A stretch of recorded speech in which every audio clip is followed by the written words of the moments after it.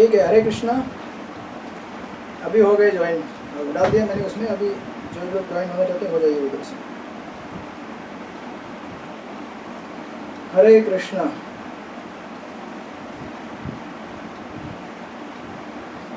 कितने लोग बाहर घूम रहे हैं मार्केट में?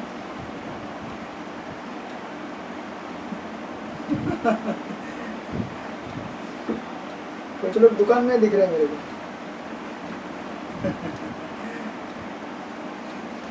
ठीक है, हम लोग शुरू करते हैं। हम लोग चतुर्थ अध्याय में श्लोक नंबर कहाँ तक किए थे बताइए मुझे। एक मिनट, वॉल्यूम ज़्यादा है। श्लोक नंबर, हाँ, पिछले क्लास में कुछ लोग नहीं थे, बराबर।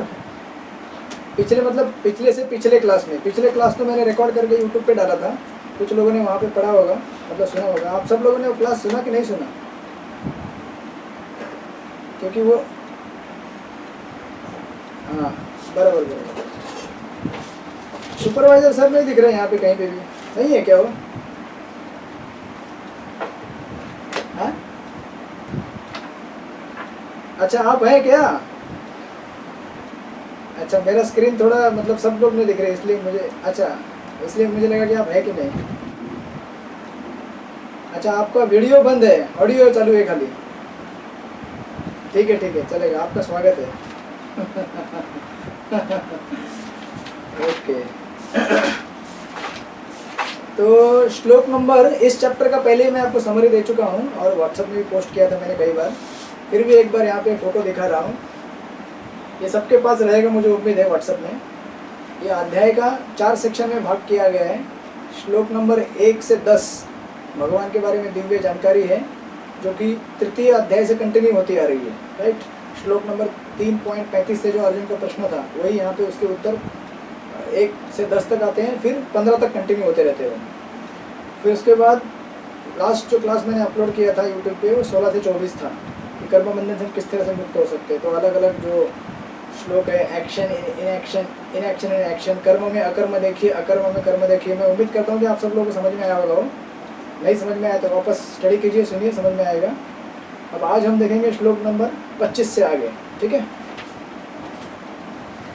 तो श्लोक नंबर 25 आप लोग जहाँ जहाँ पे हैं अपने आप यहाँ उच्चारण कीजिए उसका। दैवमे पावरे यज्ञम योगिना पर्युपासते ब्रह्माग्नोपरे यज्ञम यज्ञेनैव जुह्यति। आप में से कोई एक अनुवाद पढ़िए श्लोक नंबर 25 का।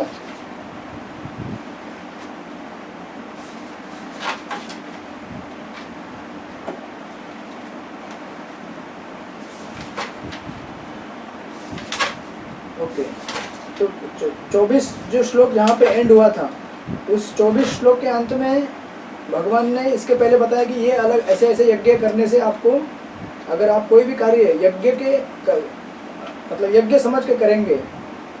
इसमें देखिए श्लोक नंबर 24 में जाइए, उसमें 24 में जो श्लोक की दूसरी लाइन है उसमें देखिए शब्द क्या है, ब्रह्मैव तेन गंतव्यम ब्रह्म कर्म समाधिना।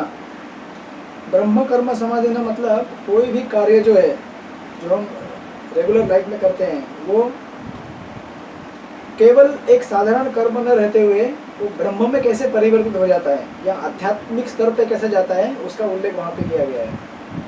तो अभी अगला प्रश्न ये रहेगा कि फिर ऐसे अलग अलग प्रकार के कौन से यज्ञ हैं जो करने से हम ऐसे मतलब कौन से प्रकार हैं, क्योंकि कार्य तो अलग अलग हैं। एक गृहस्थ का कार्य अलग रहेगा, एक ब्रह्मचर्य का कार्य अलग रहेगा। अभी गृहस्थ के अंदर भी अलग अलग कैटेगरी है, कोई वैश्य रहेगा, कोई क्षत्रिय रहेगा, कोई ब्राह्मण रहेगा, उसके अलग अलग प्रकार के डिवीजन पड़ते हैं कार्य के। तो उन कार्य के हिसाब से कैसे यज्ञ करना चाहिए, तो उसका डिस्क्रिप्शन जो है भगवान ये 25 नंबर से देना चालू करते हैं कि कौन से अलग अलग प्रकार के यज्ञ होते हैं, राइट। तो अभी देखिए इसमें क्या बोल रहे हैं, कुछ योगी विभिन्न प्रकार के यज्ञ द्वारा देवताओं की भली भांति पूजा करते हैं। देखिए अभी आगे के कुछ जो श्लोक रहेंगे 5-6 श्लोक, इसमें यही वर्णन आएगा कि यज्ञ कुंड क्या है और उस यज्ञ कुंड में कौन सी आहुति दी जाती है। आपको क्लियर हो रहा है यज्ञ कुंड क्या है और यज्ञ कुंड में कौन सी आहुति दी जाएगी, ठीक है। तो यहाँ पे पहली कैटेगरी है अलग अलग प्रकार के यज्ञ द्वारा देवताओं की पूजा, ये एक स्तर हो गया। अभी ये देवताओं की पूजा करने वाले लोग कौन हैं?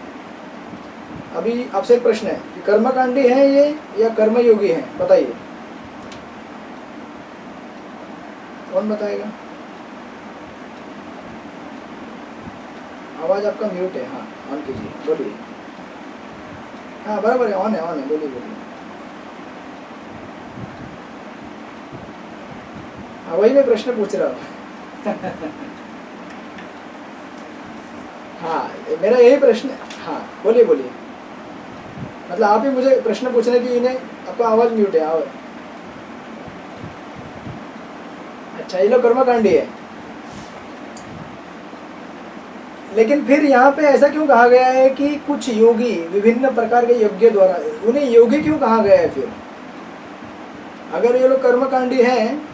क्योंकि देखिए जनरली ये आइडिया है कि जो देवताओं की पूजा करते हैं वो लोग कौन है? कर्मकांडी है, राइट? कोई कुछ बोलना चाह रहा है?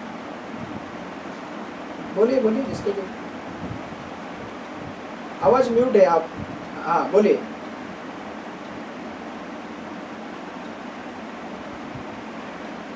अच्छा देखिए, दो कैटेगरी है, आप जो कैटेगरी बोल रहे हैं वो सेकंड दिया है श्लोक में, और कुछ परब्रह्म रूपी अग्नि में आहुति डालते हैं, ये दूसरी कैटेगरी हो गई जो निराकारवादी है, जो निराकार इससे मतलब निराकार को अपना सर्वोच्च स्थान मानते हैं।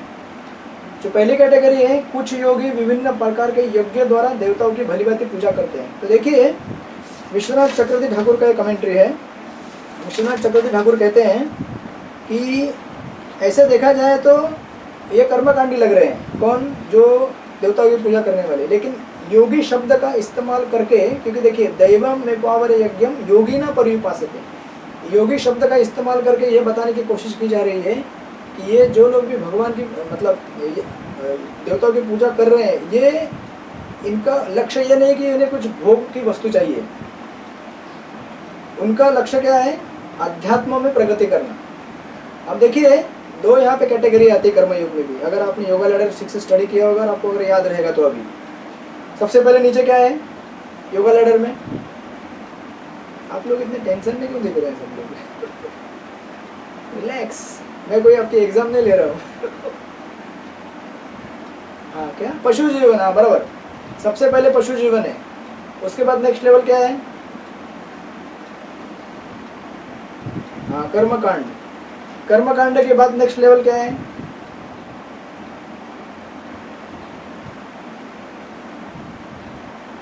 हाँ, तो कर्मयोग में दो प्रकार के डिवीजन है, सकाम और निष्काम।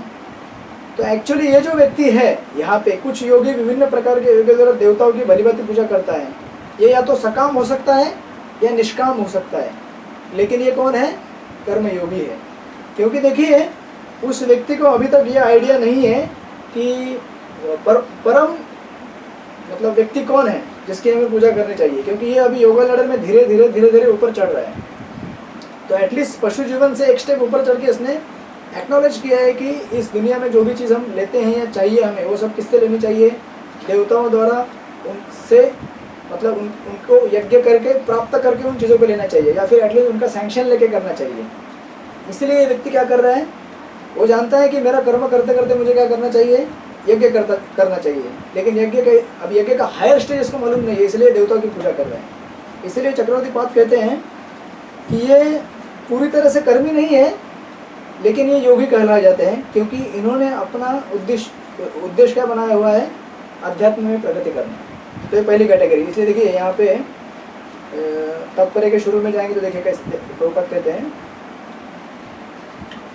जैसा कि पहले कहा जा चुका है, जो व्यक्ति कृष्ण भावना मोहित होकर अपना कर्म करने में लीन रहता है वह पूर्ण योगी है। किंतु ऐसे भी मनुष्य हैं जो देवताओं की पूजा करने के लिए यज्ञ करते हैं। ठीक है, यहाँ तक।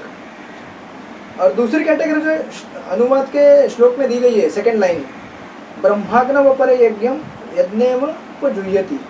अब दूसरी कैटेगरी ऐसे कुछ लोग हैं जो थोड़े ऊपर पहुंच चुके हैं। किसके? ये जो देवताओं की पूजा करने का स्टेज है उसके ऊपर गए हैं, और वो लोग क्या कर रहे हैं? ब्रह्म जो है, अभी श्लोक में कैसे बताया गया है, कुछ परम ब्रह्म रूपी अग्नि में आहुति डालते हैं। परम ब्रह्म अब यहाँ पे किसको माना गया है? अग्नि को, राइट? और उसमें आहुति डालना, अब अगर समझो कोई व्यक्ति अगर अग्नि में आहुति डालेगा तो क्या होगा उसका, बताइए। अग्नि में अगर आप आहुति डालेंगे अपने आप को तो क्या होगा? हाँ, क्या हो जाएगा? जल जाएंगे। जल जाएंगे मतलब क्या होगा? आपका अस्तित्व भगवान के लिए अर्पित होगा। लेकिन ये जो व्यक्ति है यहाँ पे, इसको भगवान मालूम नहीं है। इसको क्या मालूम है? पर ब्रह्म। अब पर ब्रह्म कौन है ये उसे मालूम नहीं है। वो खुद ब्रह्म है। हम सब लोग ब्रह्म है कि नहीं? है कि नहीं? और पर ब्रह्म कौन है ये हमको मालूम है प्रभुपाद के पुस्तकों में से जानकारी लेके। लेकिन उस व्यक्ति को मालूम है कि पर ब्रह्म कौन है। तो पर ब्रह्म किसको समझ रहा है? वो जो ब्रह्म ज्योति है उसी को पर ब्रह्म समझ रहा है, राइट। तो ये जो व्यक्ति है अपने आप को उसमें आहुति डाल के भगवान के साथ एकाकार होना चाहता है, वो एक होना चाहता है ब्रह्म ज्योति के साथ। वो एक कैटेगरी, सेकंड कैटेगरी। तो चूंकि पहले यज्ञ के बहुत सारे 24 श्लोक तक बहुत सारे यज्ञ का वर्णन बताया गया कि मतलब कर्म का वर्णन बताया कि ऐसा कर्म करने से क्या होगा, आपका कर्म नहीं लगेगा, इस तरह से कर्म लगेगा। लेकिन वो यज्ञ की कैटेगरी कौन से थे? ये दो कैटेगरी। पहली कैटेगरी कौन से आ गए यहाँ पे? कुछ ऐसे व्यक्ति जो देवताओं की पूजा कर रहे हैं, और सेकंड कैटेगरी ऐसे व्यक्ति जो परम ब्रह्म की पूजा कर रहे हैं, राइट। अब देखिए प्रभुपाद का तात्पर्य। किंतु ऐसे भी मनुष्य हैं जो देवताओं की पूजा करने के लिए यज्ञ करते हैं और कुछ परम ब्रह्म या परमेश्वर के निराकार स्वरूप के लिए यज्ञ करते हैं। इस तरह यज्ञ की अनेक कोटियां हैं। विभिन्न यज्ञकर्ताओं द्वारा संपन्न यज्ञ की ये कोटियां केवल बाह्य वर्गीकरण है। वस्तुतः यज्ञ का अर्थ है भगवान विष्णु को प्रसन्न करना, और विष्णु को यज्ञ भी कहते हैं। तो प्रभुपाद ने तात्पर्य में क्लैरिफाई किया है कि ये फर्स्ट कैटेगरी है देवताओं की पूजा करने वाली। सेकंड कैटेगरी है जो पर ब्रह्म में अपने आप को एकाकार करना चाहते हैं। लेकिन ये दोनों से परे कौन है?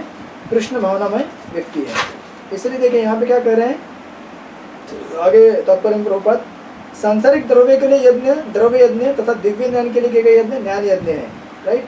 दो प्रकार के क्षणिक यज्ञ है ये। जो कृष्ण भावना भावित है उनकी सारी भौतिक संपदा परमेश्वर को प्रसन्न करने के लिए होती है। किंतु जो किसी क्षणिक भौतिक सुख की कामना करते हैं वे इंद्रिय, सूर्य आदि देवताओं को प्रसन्न करने के लिए अपनी भौतिक संपदा की आहुति देते हैं।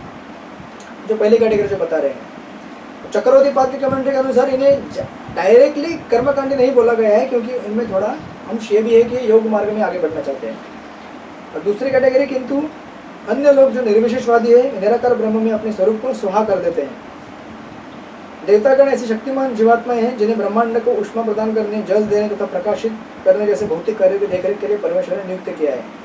जो लोग भौतिक लाभ चाहते हैं वे वैदिक अनुष्ठान के अनुसार विविध देवताओं की पूजा करते हैं, राइट। ये सब आगे दिएगा। अभी देखो आगे एक और लाइन देते प्रभुपाद, किंतु जो लोग परम सत्य के निर्गुण स्वरूप की पूजा करते हैं और देवताओं के स्वरूप को अनित्य मानते हैं वे ब्रह्म की अग्नि में अपने आप की आहुति देते हैं।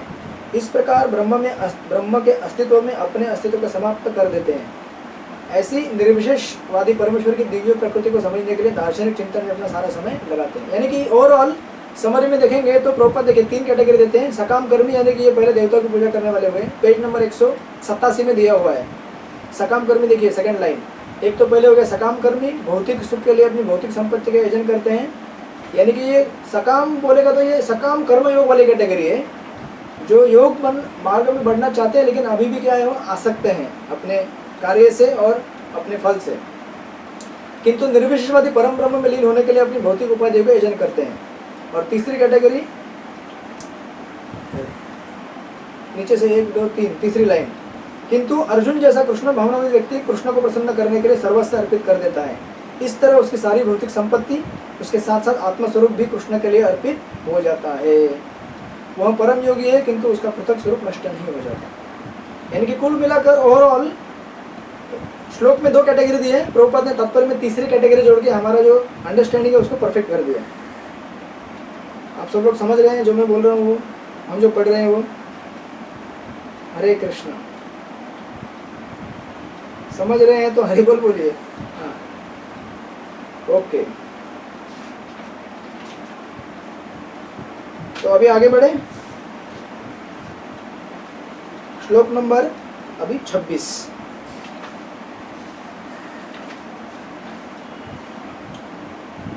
श्रोतादीनि इंद्रियाणि अन्ये संयमाग्निषु जुह्यति, शब्दादीनि विषया अन्यन इंद्रियाग्निषु जुह्यति। पढ़िए अनुवाद कोई भी एक जन।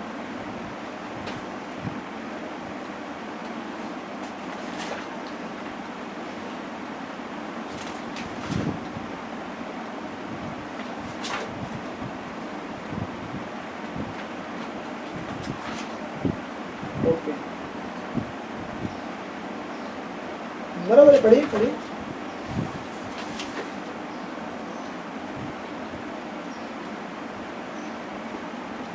ओके,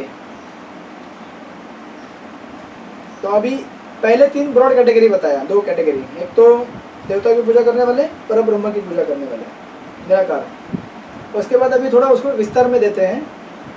तो बोलते हैं कि जैसे वर्णाश्रम के 4 सिस्टम है, ब्रह्मचारी, गृहस्थ, वानप्रस्थ, सन्यासी, 4 जो आश्रम है, तो उसमें से 2 आश्रमों का यहाँ पे वर्णन किया गया है कि वो किस तरह से अपने अपने यज्ञ करते हैं। एक तो पहली कैटेगरी है विशुद्ध ब्रह्मचारी। विशुद्ध ब्रह्मचारी यानी कि जो नैष्ठिक ब्रह्मचारी का व्रत पालन करते हैं, अखंड ब्रह्मचारी का, या फिर जो इस मतलब मार्ग को पालन करने का कोशिश कर रहे हैं।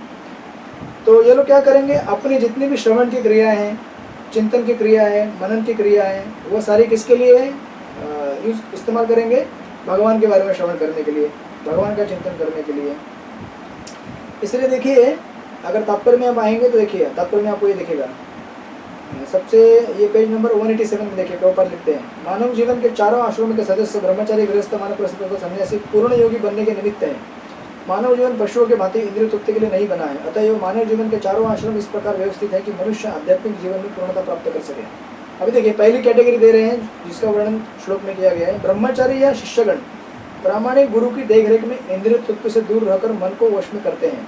इसलिए श्लोक में कहा गया है, इनमें से कुछ विशुद्ध ब्रह्मचारी श्रवण आदि क्रियाओं तथा इंद्रियों को मन का जो, यानी कि यहाँ पे अग्निकुंड क्या है, मन का नियंत्रण, और उसमें क्या सुधार करेंगे, जो आपने रिस्ट्रेन किया, कंट्रोल किया, अपने इंद्रियों को यहाँ नहीं जाने दिया, वहाँ नहीं जाने दिया, अलग अलग जगह पे। क्योंकि देखिए, कान को सुनने के लिए अच्छा कुछ चाहिए, आँख को देखने के लिए अच्छा चाहिए, जीवा को टेस्ट करने के लिए कुछ अच्छा चाहिए, और त्वचा को कुछ स्पर्श के लिए अच्छा चाहिए। ये सब टेंडेंसीज को भौतिक वस्तुओं के संपर्क में न लाते हुए इसे आध्यात्मिक वस्तुओं के संपर्क में लाना है। यानी कि ये देखिए प्रभुपाद इसको सिंपल भाषा में कैसे अनुवाद करते हैं, ब्रह्मचारी या शिष्यगण प्रामाणिक गुरु की देखरेख में इंद्रिय तृप्ति से दूर रहकर मन को वश में करते हैं। वे कृष्ण भावनापुर से संबंधित शब्दों को ही सुनते हैं।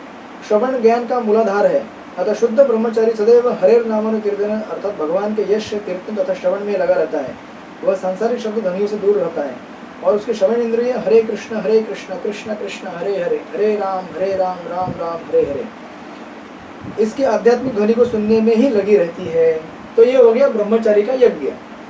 यानी कि ब्रह्मचारी किस तरह यज्ञ करता है, सी देखिए, मैंने पहले भी आपको यज्ञ का एक अनुवाद बताया था कि यज्ञ का अर्थ क्या होता है।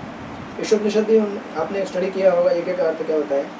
यज्ञ का अर्थ होता है अपनी जो इच्छाएं हैं इंद्रिय तृप्ति करने की, उन इच्छाओं को दूर करके अपनी इंद्रियों को भगवान की सेवा में लगाना, इसको बोलते हैं यज्ञ।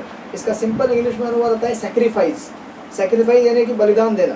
किसके लिए, लेकिन उच्च मतलब गोल के लिए, जो आपको बंधन से मुक्त करेगा और आध्यात्मिक मार्ग में ज़्यादा ज़्यादा आगे अग्रसर करेगा। तो एक है ब्रह्मचारी की कैटेगरी।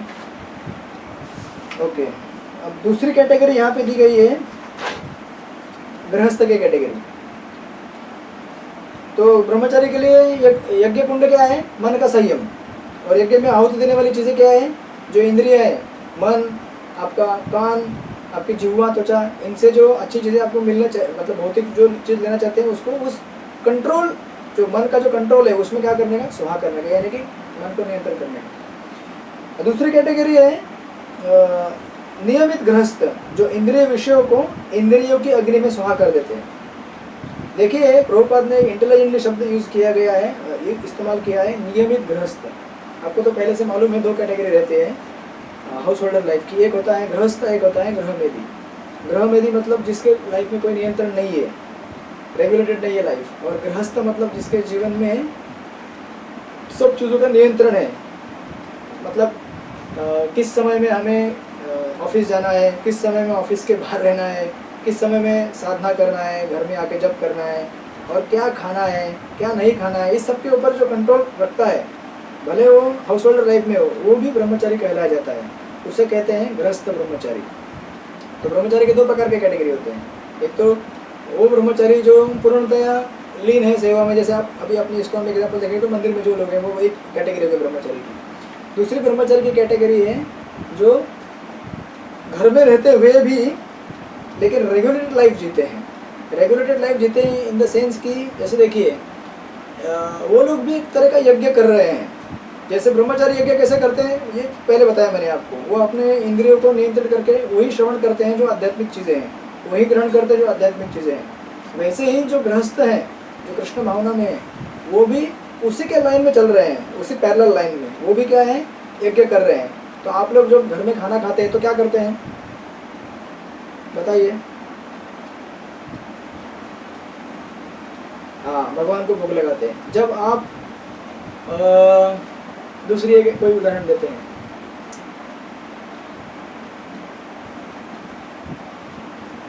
अब ऐसे कई गृहस्थ होंगे, उन्होंने आप लोगों ने सुना होगा ये टर्म गर्भाधान संस्कार, राइट?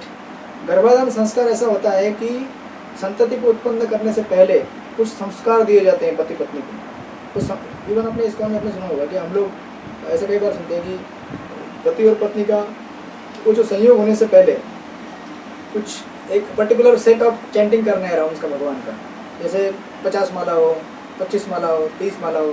तो ये सब करने से हमारी चेतना क्या होती है, शुद्ध होती है।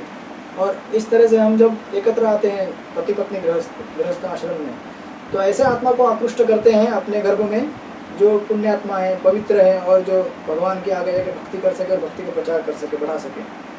तो उसको गर्भाधान संस्कार करते हैं। यानी कि टोटल कुल मिला के कहने का अर्थ ये है कि एक पशु जीवन किसी तरह भी, मतलब कैसे भी, कभी भी उटपटांग, कैसे भी रहना, कैसे भी खाना, कुछ भी करना, कभी भी कुछ करना है, ये सब न करते हुए लाइफ को रेगुलेट करें, नियमित करें। और इसलिए देखिए क्या कहा गया श्लोक में कि नियमित गृहस्थ इंद्रिय विषयों को इंद्रियों की अग्नि में स्वाहा करते देते हैं।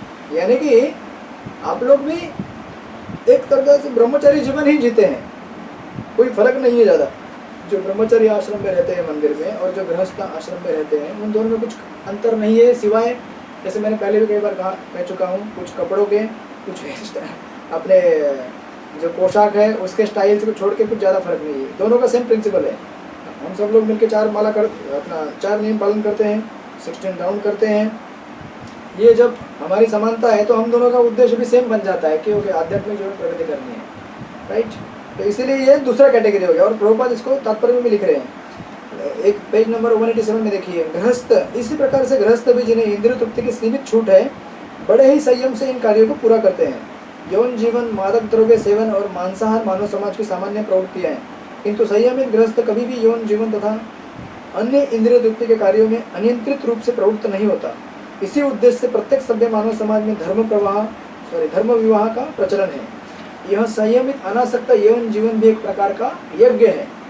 इसीलिए देखिए यज्ञ की जो परिभाषा है मैंने पहले आपको बता दी है कि यज्ञ मतलब अपने इंद्रियों को जो प्रिय है उसे बाजू में रखकर भगवान को जो प्रिय है या फिर आध्यात्मिक मार्ग में मुझे आगे बढ़ने के लिए जो जरूरी है उसको करना है, उसे बोलते हैं यज्ञ या सैक्रिफाइस बेसिकली।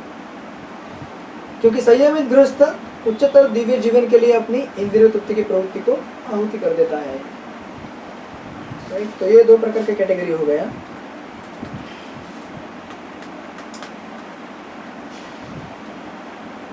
तो आप लोग समझ गए दोनों कैटेगरी का आशय? हाँ बोलिए। हाँ बोलिए। हाँ हाँ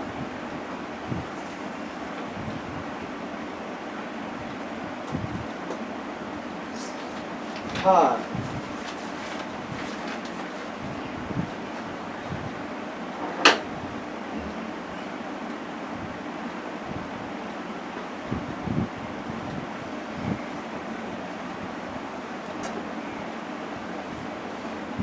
अच्छा, आपको किसने बताया कि विशेष प्रगति करने वाले ब्रह्मचर्य आश्रम में होते हैं?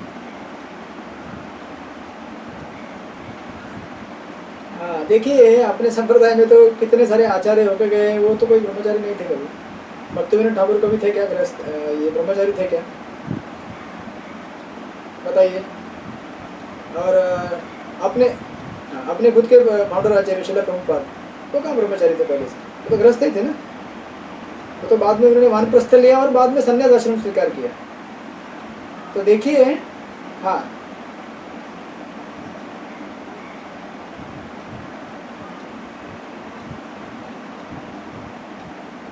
नहीं, ये टोटल गलत फहमी है, ऐसा कुछ नहीं है। ब्रह्मचारी और गृहस्थ ये सब एक मैं बोलूँगा जैसे, क्या उदाहरण दूँ अभी, जैसे ट्रेन है, ट्रेन में अलग अलग प्रकार के डब्बे रहते हैं, राइट। ट्रेन में, या फिर ट्रेन छोड़ दिया, हॉस्पिटल का एक उदाहरण लीजिए। ये उदाहरण गौरव को दिया करते थे हॉस्पिटल का। तो देखिए हॉस्पिटल में दो प्रकार के वार्ड रहते हैं। एक बताइए कौन से वार्ड रहते हैं हॉस्पिटल में दो प्रकार के? हाँ, ये भी नहीं बोलेंगे, प्राइवेट वार्ड। एक तो जनरल वार्ड है और एक प्राइवेट वार्ड है। जनरल वार्ड में क्या होता है?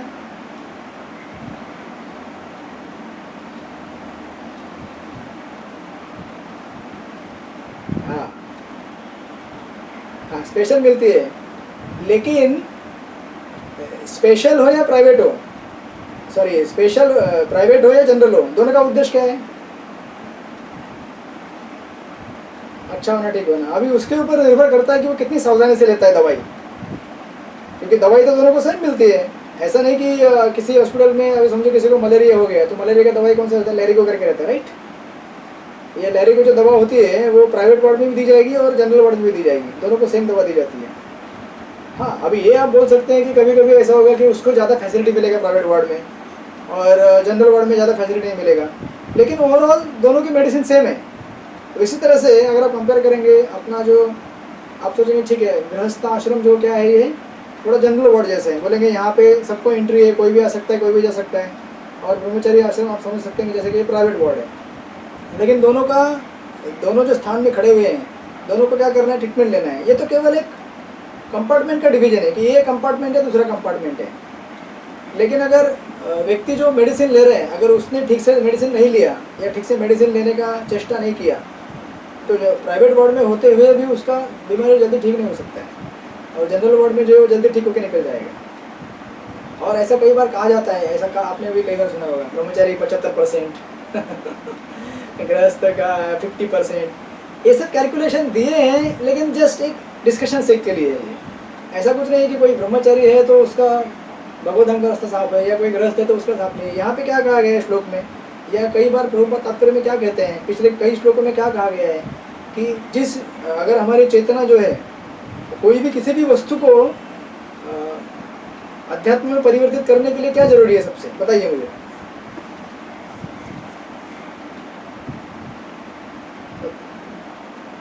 नियम को, हाँ यस, अरे नियम को पालना। हाँ, आप कुछ बोलना चाहते, बोलिए। नियम को पालना, तो अगर ब्रह्मचारी ठीक से पालन नहीं करेगा तो आगे बढ़ पाएगा क्या? लेकिन वही गृहस्थ अगर वो अच्छी तरह से पालन करेगा तो आगे बढ़ पाएगा, राइट। तो ऐसा कुछ ये नहीं है कि ब्रह्मचारी बनेगा या गृहस्थ बनेगा, ये सब गलत फहमियाँ हैं। जो व्यक्ति जहाँ रह के अच्छी भक्ति करेगा वो भगवान को तुरंत प्राप्त करेगा। सेकंड पॉइंट, अभी आपका दूसरा प्रश्न ये था कि फिर वो कोई ऐसा क्यों करता है, मतलब कोई ब्रह्मचारी लेता है, राइट, कोई गृहस्थ बन जाता है, उसमें क्या आप ना कर रहे हैं या हाँ कर रहे हैं? हाँ कर रहे हैं। देखिए मेरा एक अंडरस्टैंडिंग है कि जिसको जहाँ सुटेबल हो भगवान की भक्ति करने के लिए वो जगह हमें लेनी चाहिए। अब सुपरवाइजर सर किधर है? सुपरवाइजर सर आप ऑनलाइन है, लाइव हैं क्या? हाँ, आपके हिसाब से आपको भक्ति करने के लिए कौन सी जगह अच्छी है? बताइए मुझे, कौन सी सुटेबल जगह आपके लिए?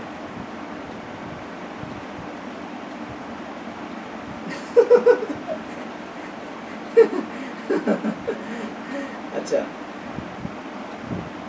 नहीं, लेकिन आपको अगर ऑप्शन दिया जाए, आपको ब्रह्मचारी बनना है या गृहस्थ बनना है, और आपको ये बाजू में ब्रैकेट में लिखा जाएगा कि आपको लेकिन भक्ति करनी है, तो आपके हिसाब से भक्ति करने के लिए ब्रह्मचारी आश्रम अच्छा है कि गृहस्थ आश्रम अच्छा है? बताइए।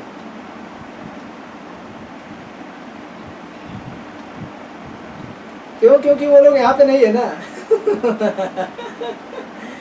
देखिए कभी भी ये मन की प्रवृत्ति होती है ऐसी। मन की प्रवृत्ति क्या है कि the grass on the other side always looks green. जो घास होती है ना वो नदी के पार ही अच्छी दिखती है, और जो अपने पास यहाँ पे घास रखी हुई है वो अच्छी दिखती है, हरी नहीं दिखती है। तो अरे उधर बहुत अच्छी है, इधर तो है ही नहीं अच्छी। ये मन की प्रवृत्तियाँ हैं।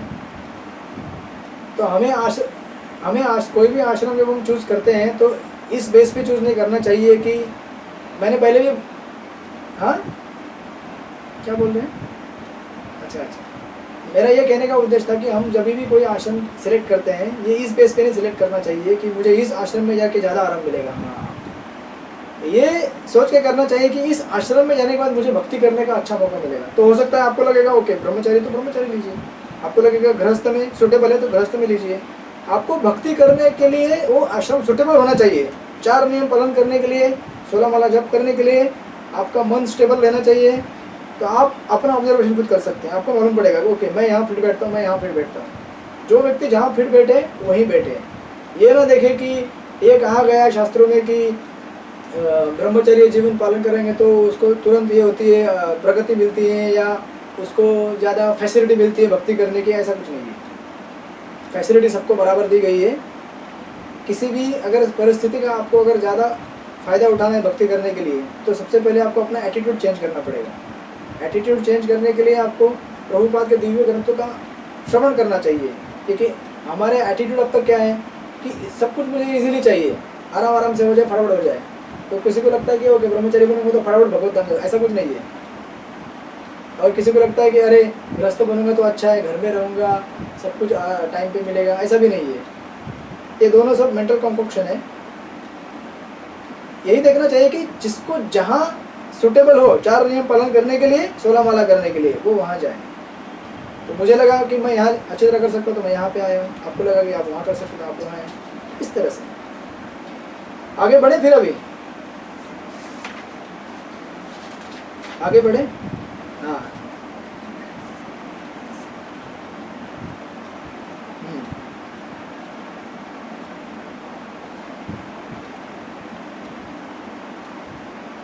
तो लेकिन ऐसे भी कितने हैं अच्छे अच्छे पढ़े लिखे डिग्री वाले, वो भी गृहस्थ बनते हैं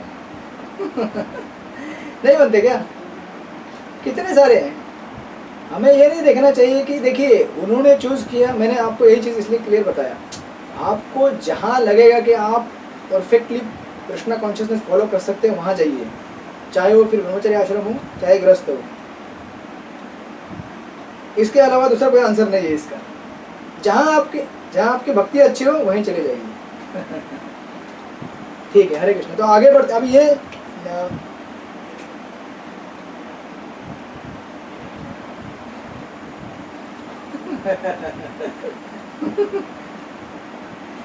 नहीं नहीं ऐसी कोई बात नहीं है, आप बहुत कुछ कर सकते हैं। जैसे प्रभुपाद ने बताया ना, अभी पिछले तात्पर्य में बता रहे थे कि 2 प्रकार के ब्रह्मचारी रहते हैं, आप भी ब्रह्मचारी है। ऐसा नहीं कि ब्रह्मचारी केवल ऐसे कपड़े बदलने से और बाल शेव करने से ब्रह्मचारी बनते हैं, ऐसा कुछ है क्या? ब्रह्मचारी मतलब एक प्रकार का वो एक विचारधारा है वो, अगर आप भी अपनाएंगे तो। और एक्चुअली हमको किसी को ना ब्रह्मचारी बनना है ना गृहस्थ बनना है, हमको क्या बनना है? कृष्णदास बनना है। क्या परफेक्ट आंसर दिया, ताली आपके लिए तो अगर हम ऐसा करेंगे तो कोई लाइफ में टेंशन नहीं रहेगा। अगर ऐसा सोचेंगे तो फिर मंदिर में आएंगे तो यहाँ भी आपको सब पोजीशन पावर प्रेस्टीज मिलेगा। इधर भी आप बोलेंगे कि ये मेरा है, ये डिपार्टमेंट मेरा है, ये इसका कंट्रोल मेरे पास है, वो टेंडेंसी यहाँ भी आएगी। लेकिन अगर आप अंदर से विरक्त हैं तो आप कहीं भी जाएँ, आपको कुछ फर्क नहीं पड़ेगा। जैसे प्रियव्रत महाराज को बताते हैं ब्रह्मा जी पंचम स्कंद में, बोलते जिसकी इंद्रिया कंट्रोल में है वो कहीं जाए, भले जंगल में जाए, घर में रहे, मंदिर में रहे, कहीं भी रहे, उसको कुछ फर्क नहीं पड़ता है क्योंकि उसकी इंद्रिया कंट्रोल में है। लेकिन जिसकी इंद्रिया नियंत्रण में नहीं रहेंगी वो कहीं भी, मतलब चाहे वो ब्रह्मचर्य आश्रम में भी आएगी उसको वहाँ भी तकलीफ होगी, क्योंकि यहाँ भी पैसा है, यहाँ भी संपत्ति है और प्रेस्टीज है, फैसिलिटीज़ हैं, सुविधाएँ हैं। ये सब आपको फिर अगर इंद्रिया नियंत्रित नहीं रहेंगी तो आप उसके शिकार हो जाएंगे। तो इस तरह से तो ये 25 नंबर के श्लोक में 2 प्रकार के कैटेगरी बताए गए यज्ञ करने वाले। एक तो कैटेगरी है 26 नंबर में एक विशुद्ध ब्रह्मचारी और दूसरे नियमित गृहस्थ, वो भी ब्रह्मचारी ही हैं। लेकिन कुछ लोगों ने अपने चॉइस से डिसाइड किया कि ओके मैं यहाँ परफेक्टली भक्ति फॉलो कर सकता हूँ, तो कुछ गृहस्थ बन गए। कुछ लोग बोला कि ओके मैं आश्रम ब्रह्मचारी आश्रम में रह कर सकता हूँ, तो वो वहाँ आ गए। लेकिन दोनों आश्रम हैं, राइट। तो ये 2 कैटेगरी हो गई। अब श्लोक नंबर 27 सर्वाणीन्द्रिय कर्माणि प्राणकर्माणि चापरे आत्मसंयम योगाग्नो जुह्यति ज्ञान दीपते। पढ़िए अनुवाद कोई एक जन।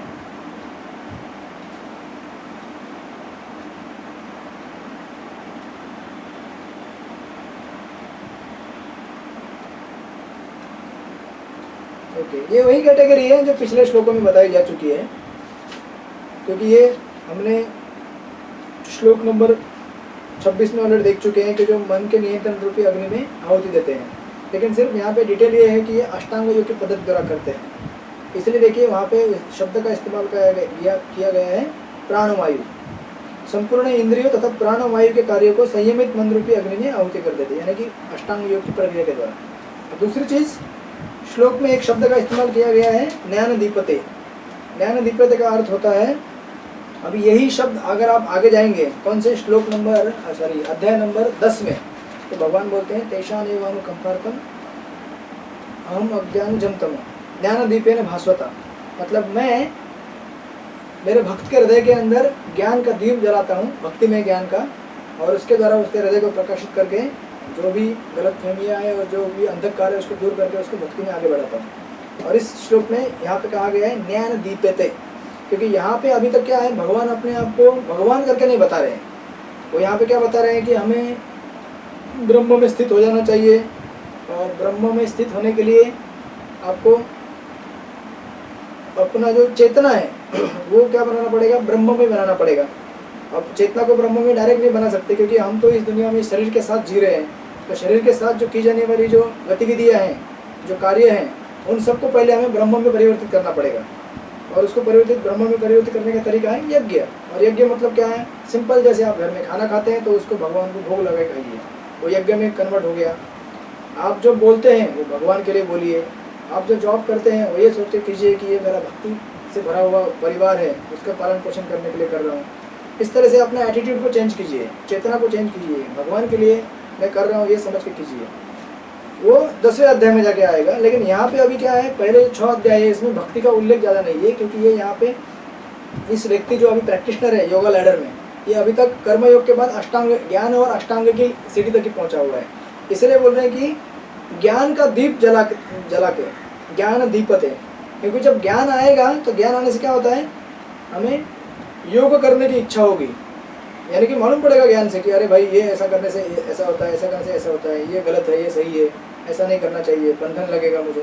तो आदमी उसमें आगे बढ़ के यज्ञ करेगा। अब तात्पर्य में 2-3 चीज़ें कही गई हैं। एक तो तात्पर्य के लास्ट में जो 5 प्रकार के वायु हैं उसका वर्णन दिया गया है, और उसके ऊपर 2 टेक्निकल वर्ड्स हैं, परागात्मा और प्रत्येगात्मा। उसका सिंपल डेफिनेशन ये है, देखिए पतंजलि कृत योग सूत्र में आत्मा को प्रत्येगात्मा तथा परागात्मा कहा गया है। जब तक जीवात्मा इंद्रिय भोग में आसक्त रहता है तब तक वह परागात्मा कहलाता है, और जब वो इंद्रिय भोग की आसक्ति से दूर हो जाता है तो उसे क्या कहते हैं, प्रत्येगात्मा। जो ही वह इंद्रिय भोग से विरत हो जाता है उसे प्रत्येगात्मा कहते हैं। जीवात्मा के, ठीक है, ये 2 टर्म हो गए टेक्निकल्स, परागात्मा और प्रत्येगात्मा। इसमें कभी कभी आपको टेक्निक खाली अर्थ का पूछने, मतलब एग्जाम में जब आएगा तो ऐसा आएगा कि अर्थ बताइए, प्रत्येगात्मा अर्थ बताइए, परागात्मा अर्थ बताइए। अब उसके बाद नीचे लिखते हैं कि शरीर में 10 प्रकार के वायु कार्यशील रहते हैं। अब देखिए इनका सिंपल भाषा में अगर बताना है तो ये आपने अष्टांग योग की जो पद्धति सुनी होगी, यम नियम आसन प्राणायाम प्रत्याहार ध्यान धारणा समाधि, ये 6ठे अध्याय में जाने के बाद डिटेल में और आएगी। लेकिन यहाँ पे जस्ट लीजिए यम नियम आसन प्राणायाम प्रत्याहार ध्यान धारणा और समाधि, ये प्रक्रिया है। और इस प्रक्रिया में जैसे भागवत में कई बार ऐसा वर्णन आया है कि बड़े बड़े जो राजऋषि थे उन्होंने क्या किया, वानप्रस्थ, जब उनका गृहस्थ आश्रम पूरा हो गया तो उन्होंने अपना घर द्वार छोड़ के जंगल में चले गए और अष्टांग योग की प्रक्रिया द्वारा अपने शरीर को त्याग दिया। ये प्रक्रिया सिंपल भाषा में ऐसी है कि अपने आप को इस दुनिया की जड़ वस्तु न मानते हुए आध्यात्मिक वस्तु मानना, और अपने आप को जो अपनी चेतना जो है जो भौतिक वस्तुओं में फंसी हुई है उसको वहाँ से खींच के बाहर से धीरे धीरे लाके अपने आप को ब्रह्म के में स्थित करना, इस भौतिक जगत के परे। यानी कि देखिए ये प्रक्रिया कैसी होती है, नैति नैति करके आप सुना होगा, नैति नैति नैति, ये मैं नहीं हूँ, ये मैं नहीं हूँ, ये मैं नहीं हूँ, तो मैं क्या हूँ, ब्रह्म वस्तु हूँ। जैसे भागवत में आपने कई बार सुना होगा, ये जो 5 तत्व है, पृथ्वी, जल, अग्नि, आकाश, वायु, तो जब आदमी अपने आप को इन सब चीज़ों से बाहर निकालने का प्रयास करता है, जीवात्मा, तो क्या करता है, वो सोचता है, मतलब ये जस्ट एक कंसेप्शन है, अच्छा एक्चुअली नहीं कर सकता है, वो एक कंसेप्ट तैयार करता है कि ओके मैं एक विशुद्ध आत्मा हूँ। अब सबसे पहले क्या एलिमेंट पृथ्वी है, तो पृथ्वी को निकाल के जल में मिक्स कर दिया, मतलब जल में खींचा जाए, फिर पृथ्वी जल में आने के बाद वो दोनों को पृथ्वी जल अग्नि में लिया जाए, पृथ्वी जल अग्नि उसको तीनों को लेके आकाश में मिलाया जाए, पृथ्वी जल अग्नि आकाश को मिला के वायु में मिला जाए, और फिर वायु को पीछे लेके जाए। मतलब ये ऐसे देखे जाए तो टेक्निकल प्रोसेस है, लेकिन जस्ट समराइज करने के लिए मैंने आपको बताया। और कोई भी व्यक्ति ऐसे एक्चुअली नहीं कर सकता है कि पृथ्वी को खींचा अग्नि में डाल दिया, अग्नि को खींचा जल में डाल दिया, ऐसा नहीं होता है। लेकिन वो एक आइडिया लगा रहा है कि ओके मैं पृथ्वी नहीं हूँ, मैं जल नहीं हूँ, मैं अग्नि नहीं हूँ, मैं आकाश नहीं हूँ, मैं शरीर नहीं हूँ, मैं मन नहीं हूँ, मैं बुद्धि नहीं हूँ, मैं अहंकार नहीं हूँ, मैं कौन हूँ, एक विशुद्ध आत्मा हूँ, और मेरा भगवान के ऊपर या फिर जो भी उसने आइडिया लगाया है ब्रह्मन, उसके ऊपर मैं चिंतन कर रहा हूँ, और इस तरह से वो भगवत धाम की प्राप्ति करेगा। तो ये प्रक्रिया होती है, ऐसा चक्रवर्ती पाद यहाँ पे कहते हैं। और ये अष्टांग की प्रक्रिया है। इसलिए देखिए यहाँ पे क्या कह रहे हैं, जो मन तथा अनुवाद में जो मन तथा इंद्रियों को वश में करके आत्मा साक्षात्कार करना चाहते हैं, वे संपूर्ण इंद्रियों, यानी कि ये जो इंद्रिया है जो जड़ वस्तु में फंसी हुई है, अग्नि जल पृथ्वी आकाश वायु में सब फंसी हुई है, यहाँ से उसको अपने आप को वहाँ से कंप्लीटली आत्मा को निकाल के ऊपर लेके जाना, तथा प्राणवायु के कार्य को संयमित मंद रूपी अग्नि में आहुति कर देते। अभी प्राणवायु का उल्लेख क्यों किया गया है, क्योंकि प्राणवायु जो हमारे शरीर में, यहाँ पे प्राणवायु मतलब 10 प्रकार की वायुएं रहती है, उसके 5 प्रकार के वायु का निर्णय वर्णन प्रभुपाद यहाँ पे नीचे करते हैं। देखिए आप अगर नीचे जाएंगे तो देखिए पेज नंबर 188 में 1 2 3 4 5 6 7 नीचे से 7वीं लाइन, नीचे से 7 नंबर की लाइन, इंद्रिय विषय से प्रतिक्रिया करती हैं, यथा कान सुनने के लिए, आंख देखने के लिए, नाक सूंघने के लिए, जीभ स्वाद के लिए तथा हाथ स्पर्श के लिए, और ये सब इंद्रियां मिलकर आत्मा से बाहर के कार्यों में लगी रहती है। यही कार्य प्राणवायु के व्यापार यानी कि क्रियाएं हैं। यानी कि देखिए हम जो कुछ भी चीज़ देखते हैं या फिर हम चलते हैं या फिर हम कुछ सुनते हैं, ये सब प्राणवायु की एक्टिविटीज़ की वजह से ये सब कार्य संभव होती है। जैसे कि देखिए नीचे दी गई है वो सब, अपान वायु नीचे की ओर जाती है, यानी कि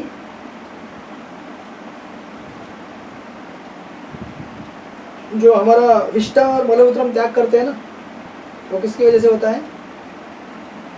आप सब लोगों को समझ में आ रहा है जो मैं बोल रहा हूँ कि ज़्यादा ही टेक्निकल लग रहा है। हाँ, अपान वायु मतलब आपको मालूम है, अपान वायु हम कभी कभी जब इंडाइजेशन होता है या फिर गैस हो जाता है तो अपान वायु छूटती है, राइट। तो ऐसी वायु जिससे नीचे हमारा जो पेट के अंदर जो या स्टमक में जो भी फेकल मैटर रहता है, जो खाना को पचाने के बाद जो कूड़ा कचरा बचता है, वो नीचे से एक्सक्रेट आउट करने के लिए अपान वायु काम में आती है। आप सब लोग बोर तो नहीं हो रहे हैं ना? कुछ लोग खाली देख रहे हैं मेरे को ऐसे इस तरह से।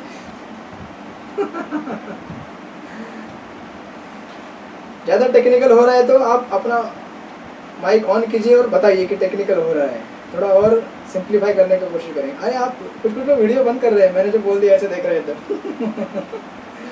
बंद मत। नहीं, मेरे को दिख रहा है यहाँ पे 31 लोग जुड़े हुए हैं, दिखता है मेरे को यहाँ पे।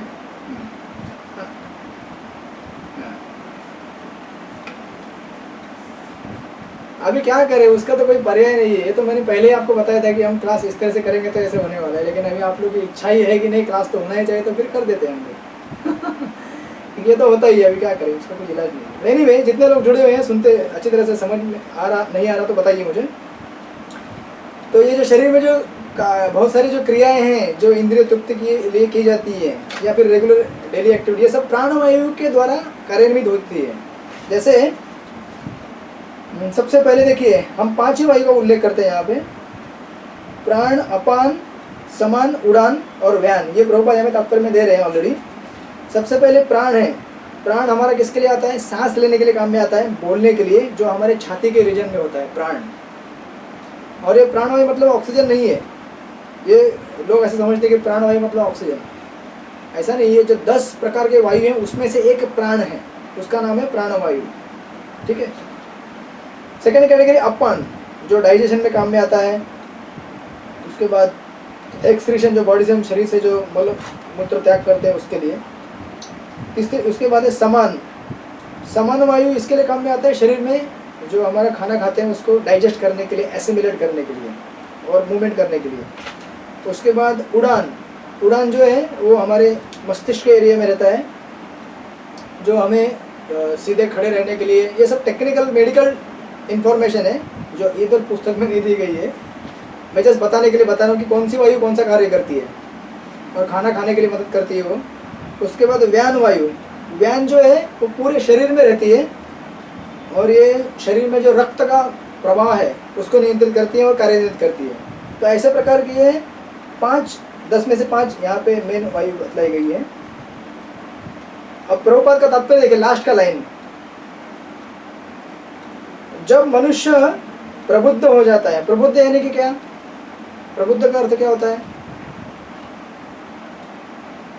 कोई, हाँ, जब मनुष्य बुद्धिमान होता है यानी कि शास्त्र से ज्ञान लेके या फिर सत्वगुणी लाइफ जी के या फिर भक्तों के संग में जब प्रबुद्ध होता है तो क्या करता है, वह इन सभी वायुओं को आत्म साक्षात्कार की खोज में लगाता है। यानी कि अभी आप बोलेंगे हम लोग कैसे लगाते हैं तो ये ज़्यादा करके इतना टेक्निकल आप सोचिए मत, ये अष्टांग योगा के मार्ग के हिसाब से दिया गया है। तो अष्टांग योगी जब योग मार्ग में आगे बढ़ने का प्रयास करता है तो अपने शरीर में जो भी ये वायु है इनको नियंत्रित करता है।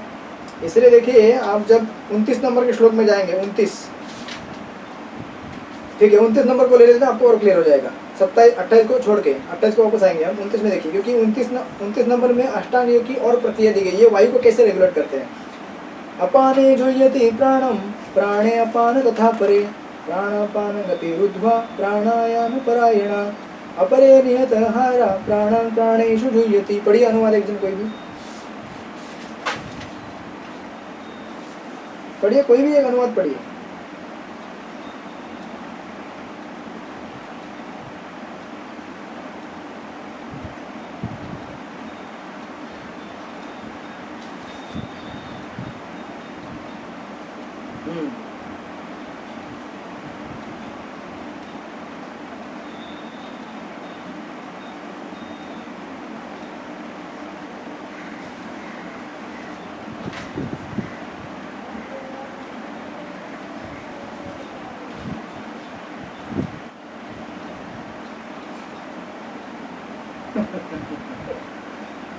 इसका सिंपल नरेशन ये है कि आपने कभी, जो बाबा रामदेव जी बोलते हैं, सांस ऐसे लीजिए एक नाक से, फिर थोड़ा रुकिए, फिर छोड़िए, फिर लीजिए, फिर रुकिए, ये आपने सुना होगा ना, आपने किया होगा, प्रैक्टिस है, किया है कि नहीं कभी। इससे क्या होता है बताइए मुझे, ये करने से क्या होता है, क्या अनुभव है आप? हाँ हाँ, मतलब बेसिकली माइंड कंट्रोल होता है, राइट। हमारा जो मन जो बहुत भटका हुआ है, एकदम 1000 चीज़ों में तंग हो जाता है कभी ऐसा, तो हम ये प्राणायाम करते हैं तो स्थिर हो जाता है।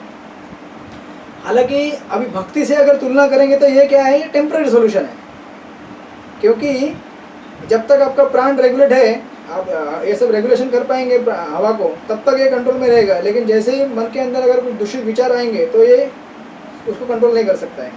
यानी कि अभी भक्ति का एंगल ले लें, भक्ति का यहाँ पे तुलना, हाँ बोलिए बोलिए, कौन बोल रहे हैं? ठीक है, यानी कि कहने का मतलब ये है कि अपने श्वास को नियंत्रित करके हम अपने मन को नियंत्रित कर सकते हैं, उसके लिए इसका इस्तेमाल होता है। इसलिए देखिए 3 टर्म बताए गए, पूरक, रेचक, कुंभक। पूरे तात्पर्य में पढ़ूंगा नहीं, लेकिन उसका 3 जो टर्म है उसके अंदर पूरक, रेचक, कुंभक 3 प्रकार के टर्म दी गई है। पूरक यानी कि क्या, सांस को धीरे धीरे अंदर लेना, और रेचक मतलब धीरे धीरे छोड़ना, और कुंभक मतलब सांस को रोकना कुछ मिनट के लिए, फिर वापस वही प्रक्रिया, सांस को लेना, फिर छोड़ना, फिर रुकना, या फिर इसके बहुत सारे वेरिएशन जो आपने सुने होंगे।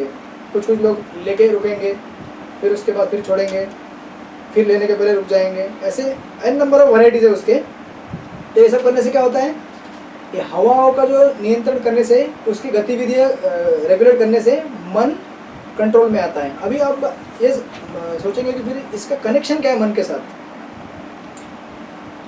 कुछ कोई लोग सही में बोर हो रहे लगता है लेकिन ये टेक्निकल थोड़ा है इसमें। हाँ हाँ ओके।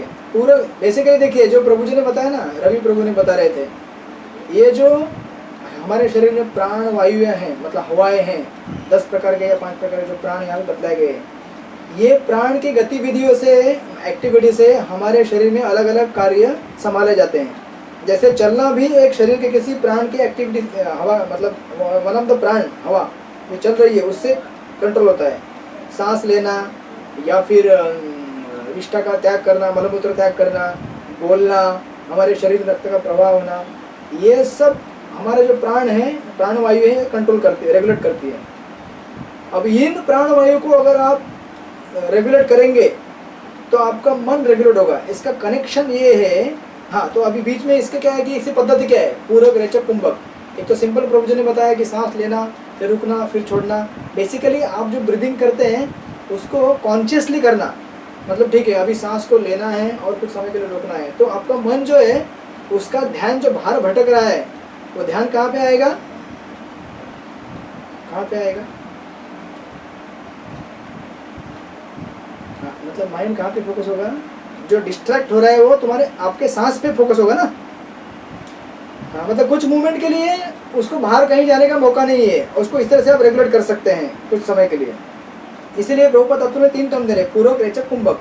पूरक मतलब सांस को धीरे धीरे छोड़ना, रेचक मतलब सांस को अंदर लेना, फिर धीरे धीरे धीरे, और फिर कुछ समय के लिए रुक जाना, उसको कुंभक बोलते हैं। दोनों का समन्वय होता है, तो रुक जाना थोड़ा सा और फिर वापस वही प्रक्रिया रिपीट करना।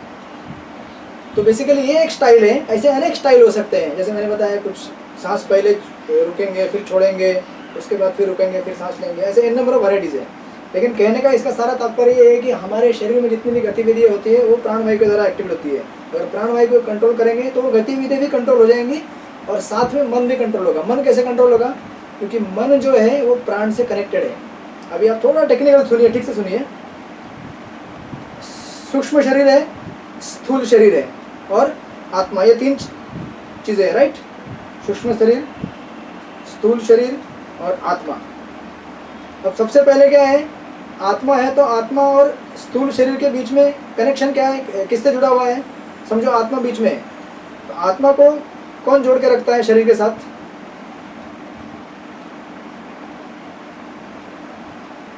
हाँ बराबर, सूक्ष्म शरीर ना।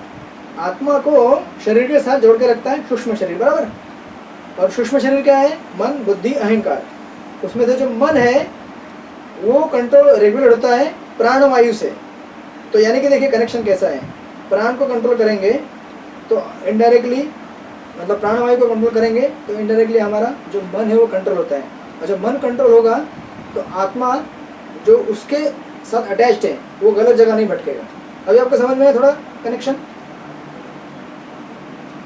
थोड़ा समझ में आया क्या कनेक्शन? कुछ लोगों को नहीं समझ में आया तो वापस एक लाइन में रिपीट करता हूँ। हमारे शरीर में जितनी भी एक्टिविटीज़ होती हैं, सांस लेना, चलना, उठना, बैठना, इंद्रिय की जो भी गतिविधियाँ हैं, उन सबको प्राणवायु कंट्रोल करता है। और प्राणवायु जो है वो मन के साथ जुड़ा हुआ है। तो अगर हम प्राणवायु को नियंत्रित करेंगे हमारे शरीर के सांस को, तो डायरेक्टली हम मन को कंट्रोल कर सकते हैं। और मन को कंट्रोल करने के बाद योगा अभ्यास करना आसान हो जाता है। इसलिए यहाँ पे कहा गया है कि समाधि में रहने के लिए, श्लोक का अनुवाद देखिए, अन्य लोग भी जो समाधि में रहने के लिए, किसके लिए?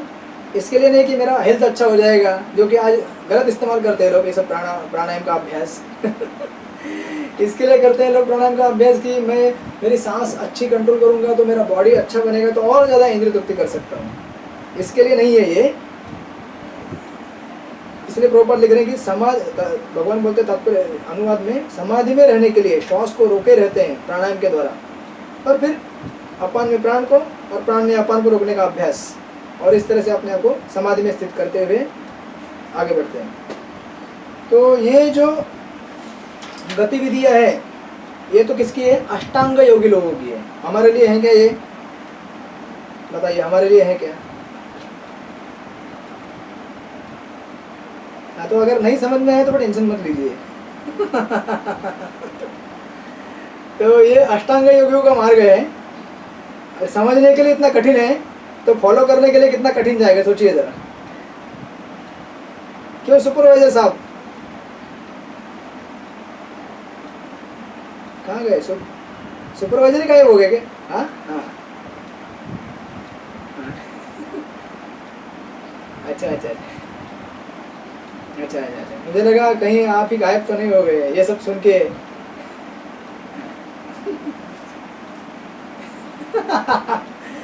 हम दोनों मिलके सबके वैष्णव के आश्रय में है, ठीक है। तो इसलिए प्रभुपाद देखिए तात्पर्य में प्रभुपाद इतने इंटेलिजेंट है, ये जानते हैं कि हम सब लोग ये प्रक्रिया सुन के घबरा जाएंगे और कितने लोगों को समझ में भी नहीं आएगा। इसलिए देखिए तात्पर्य के बीच में जाइए, पेज नंबर 190। ये सब जो पूर्वक रेचक कुंभक बताया ना, उसके बाद प्रभुपाद बताते हैं बुद्धिमान योगी एक ही जीवन काल में सिद्धि प्राप्त करने का इच्छुक रहता है, वह दूसरे जीवन की प्रतीक्षा नहीं करता। मिल गया आपको बीच में। कुंभक योग के अभ्यास से योगी जीवन की अवधि को अनेक वर्षों के लिए बढ़ा सकता है। बराबर है कि नहीं? सांस को कंट्रोल करने से, क्योंकि ऐसा कहा जाता है कि हमारे जो नंबर ऑफ ब्रीथ्स है, सांसें हैं, वो पहले से लिखी जाती है कि इतनी इतनी आप सांस लेंगे। तो जो व्यक्ति अपने सांस को कंट्रोल करेगा और रेगुलेट करेगा, वो कम मात्रा में सांस को यूज करेगा, तो उतना उसका लाइफ क्षण बढ़ जाता है।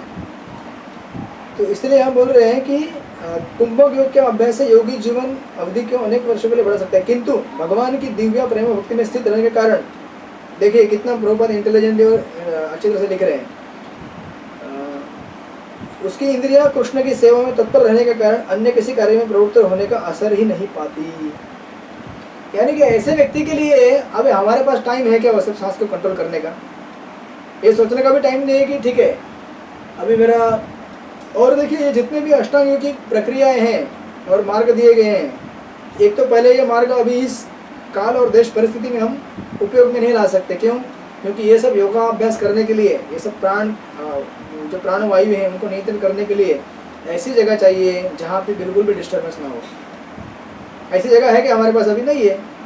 सबसे बड़ा डिस्टर्बेंस तो हमारा फ़ोन ही है, जिसमें बार बार घंटी बजती रहेगी, ये मैसेज आया, ये आया, वो आया, ये नोटिफिकेशन आया, वो आया। तो हम कैसे अपने आप को मतलब ऐसे योगा अभ्यास में सिद्ध कर पाएंगे? शांत वातावरण होना चाहिए जहाँ पे मतलब इसलिए देखिए ये जितने भी ये सब योगा अभ्यास करने वाले लोग हैं, ये कहाँ पे करते थे पूर्व काल में योगा अभ्यास? घर में नहीं करते थे ये सब। कहाँ करते थे सब अभ्यास?